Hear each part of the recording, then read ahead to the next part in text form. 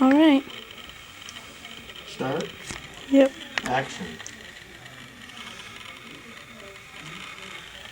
3 French hens. It's the 3rd day of Christmas, and we're going to put on some nice long grass on the near side of the bank of Alder Creek over here near the Jackpole Creek tunnel and trestle.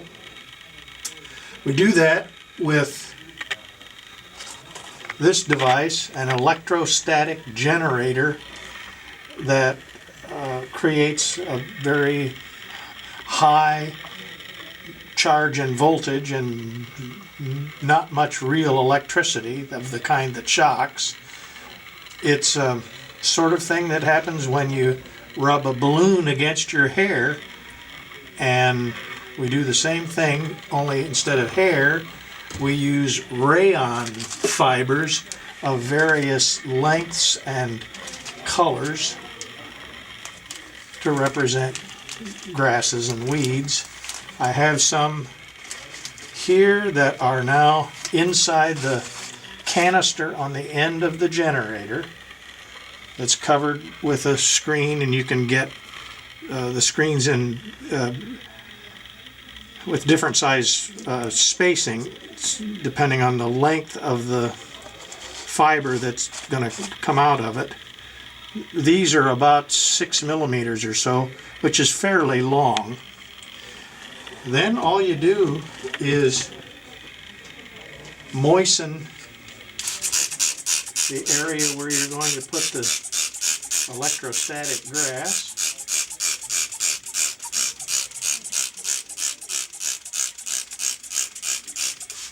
You can just use paint if you're at the stage of just painting. The paint would have the same adhesive property that you're looking for, because the idea is to shake these fibers on so that one end, as they stand up from the electrostatic charge, one end sticks in the glue. In this case, we're just using diluted Elmer's glue, like we do for the stuff that's already on there, the fine ground foam.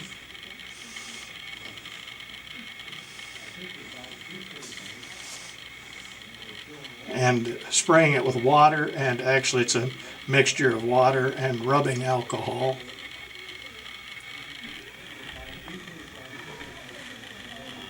The purpose of which is to spread the glue out through all of this ground foam that represents shorter grass or dirt.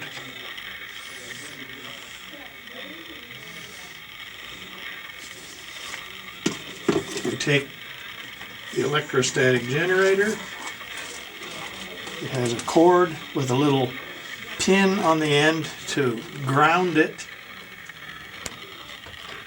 We stick it in. We flip the little switch to turn on the battery, and then we hold it very close, and as it falls out, you can see it immediately standing up straight.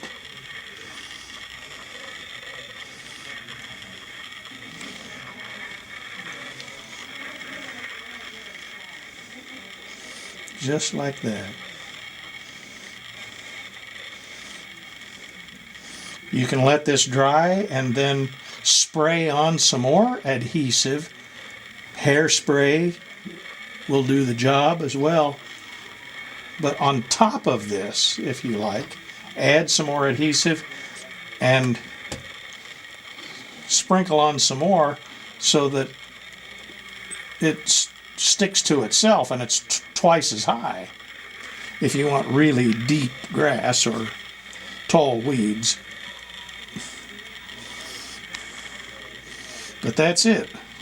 The long fibers in the front give more texture, and as you look across the creek to the other side, the grass is shorter, which of course makes it look as if it's a greater distance away. The same as we do for the trees. The tallest trees are in the front, and as we move back up the hillside, we use shorter and shorter trees. Actually, you plant the short ones first and move to the front. But the idea is to increase the sense of the depth of the scene, even though it's only about 2 feet or so in reality. That's it for the banks of the Alder Creek. Won't be too long before we'll be putting some water here inside the river or the creek itself along the banks. But we've got a ways to go. If you want to pull back and show the color of the fascia, or has that shown up already? And you can do kind of a slow pan of the whole thing here if you want to follow around and show the rest. And everybody gets a good look at the big picture. That looks pretty good. It's a shame to cover it up with trees, which is probably what we're going to do. Stay tuned for the next installment of How I Do It. Thanks for watching.